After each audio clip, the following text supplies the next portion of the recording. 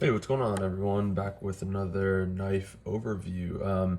I'd recently made a post on Everyday Blade, so a Facebook group that I belong to, where I kind of posted my folder collection and I asked the question, what am I missing? And overwhelmingly, everyone kind of said Chavez. And so I did kind of point out that I did used to own in Ultramar, but it didn't really resonate with me. But again, realizing that was a couple months ago, and I'll post the link to the video down below in the description. But that was one of the knives that everyone was like, "That's what I'm missing from my collection." And lucky for me, one of the members, Christian Marshall, he generously sent me this Chavez Liberation 229 drop point to review. So again, huge thank you to Christian for trusting me, taking care of your knife, and I'll definitely get it back to you soon.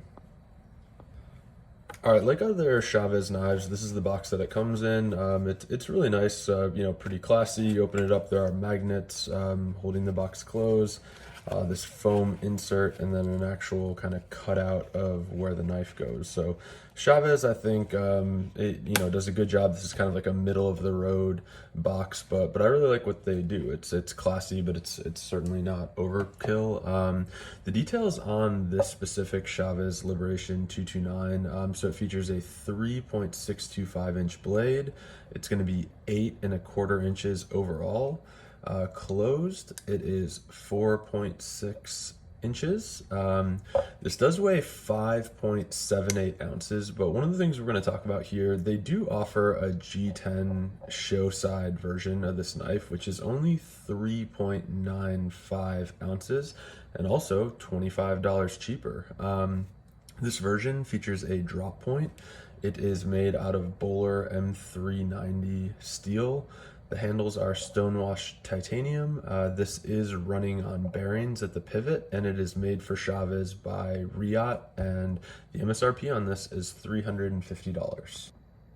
All right, before we jump into my observations, I wanted to make a few comparisons to the Chavez Liberation 229 drop point. So the Liberation as compared to a Chris Reeve large Inkosi looks like that. They're about the same, very similar sized knives. A Spyderco Spidey Chef, which I recently reviewed. Huge fan of this knife. It looks like that. And then we have a Chris Reeve small Sabenza, so it's going to be a lot bigger than the small Sabenza.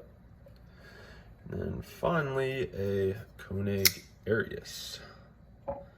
It's going to look like that. So the Arius is actually a little bit bigger, certainly the blade, but so jumping right into the overview, kind of my impressions of this, unlike my other Chavez that I had, which was the Tanto style blade, I really do love the drop point here, and certainly this does have a very thick blade. Again, comparing this to a Chris Reeve Inkosi, or really anything for that matter, this thing it's a very chunky blade. Here it is compared to the Koenig Arius. So I mean, all around the handles and the blade, it's a chunky knife.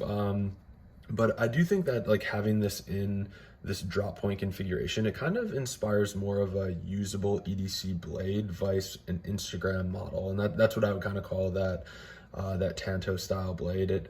This one just seems more like usable, more utilitarian. I'm definitely a bigger fan of this one.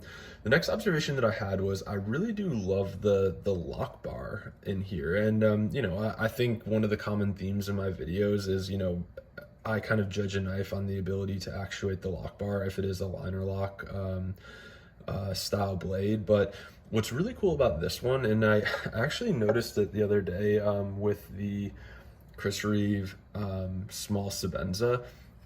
Similarly to the Sabenza, what Chavez did here was they actually, so they kind of cut out some of the show side of of this blade. And so with that being carved out, and then they kind of beveled it for your grip when you're actually holding the knife, it's just, it lets you easily work this lock bar. Like I can kind of sneak my thumb in, so I kind of put pressure on the show side and then pressure over towards the lock bar to unlock it. That is very similar to the Sabenza does. You can actually see the lock bar, and there's a huge cutout to get your thumb in there. If you didn't have that, a Sabenza and the Chavez would be very hard to actuate the lock bar. So I think that is really neat, and that's one of the, I don't know, kind of a salient characteristic of a knife that I just kind of had an aha moment yesterday. Like, hey, like instead of having this even wider, a thicker knife, Chavez kind of just carved that out so you can easily actuate it with your thumb. So I really do like that. The next observation is that the action on this is very nice and smooth, which, I mean, you can definitely attribute that to the bearings. This one is a well-oiled machine, and I'll post a picture right here. The person that I borrowed this from, like, definitely gets a little bit crazy with the oil, but I've just been kind of like dabbing it as I've been working the action today. So, but the action, certainly, this one is a lot nicer than mine, which I think is due to the fact that mine was not broken in at all. So I can say that with some confidence that you might get one of these brand new and it's going to be sticky for a while. You really do just have to break it in, and then I have no problem with flicking it with my finger or my thumb. And I think that's neat, and it's also a difference from my initial impression or my first introduction to Chavez knives. My next observation were the ergonomics of this knife, and certainly the normal grip is nice. There is no jimping on here, and although there is a choil, I'm not confident in using it. Like, I don't have really thick fingers, but I would be very cautious or hesitant to use the choil on here.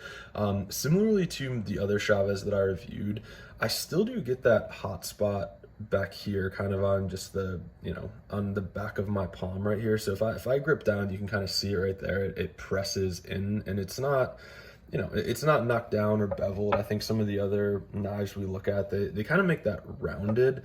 This one on the back end is very blocky as opposed to being kind of rounded to fit into your hand better. So you can see there's like some red marks if you bear down at all. So as far as that goes, and it's just the style of knife. I mean, this thing would look very different if it had rounded edges, but that was one of my observations. Like, when I'm gripping down on this, it does kind of poke into the back of my hand. All in all, this is still a very heavy and like chunky knife. It's certainly not for the faint of heart. I mean, like, when you look at the clip, realizing it does come with a standard clip. This one, it's just kind of like it still has those like motorcycle gang vibes, which some people are really into, and I think that if that's what you're into, like, different strokes for different folks, like, that's do you. The one kind of negative that still stuck with me and that I remembered and was quickly, reintroduced to were the thumb studs on here. And if you look at them, I mean, they did some work to be able to, like, bevel. They did some machining on these things, but if you can see, and I'll try to take a closer picture and I'll post it right here. So these Torx heads that actually hold this in, they're just sunken. They are not counter sunken, and I find that it's, even on this one, they're very sharp, actually. And that was one of my observations and kind of my critical feedback items for the last one I did. They didn't change it for this one. Like, I would really like to see the thumb studs a little bit more rounded, and it would make it more comfortable to fire the knife. So that concludes my overview of the Chavez Liberation 229 in drop point.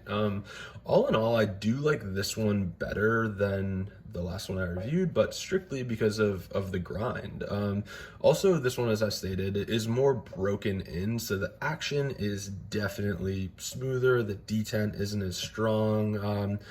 I had to kind of ask myself the question, like, would I recommend this knife? I mean, it's a beautiful knife. There's a huge following. I get it. I think I'd recommend this knife in the G10 scale version. You'd save some money, and I think it would just be a more well-balanced knife. Again, like, this does have a 3.6-inch blade, and the G10 version would make this a 3.9-ounce blade. So the balance has to be, really great, and you'd save $25. So I think it's kind of a win-win. It kind of comes back to my more recent epiphany that I really don't like full frame titanium knives. And I think that, unfortunately it took me about 100 knives to figure that out. But, I think a G10 show side version of this knife, I would be into it. And I think they can be had, pretty easily.